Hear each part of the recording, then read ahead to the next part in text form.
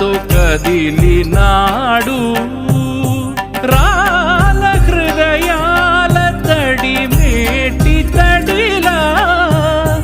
కరుణ గలవరుణుడై కరిగినాడు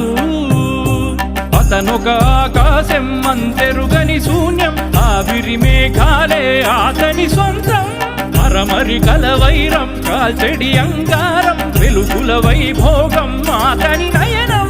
ప్రాణరుణ బంధముల తరువును పుడమిగ నిలుపుటె తన గుణం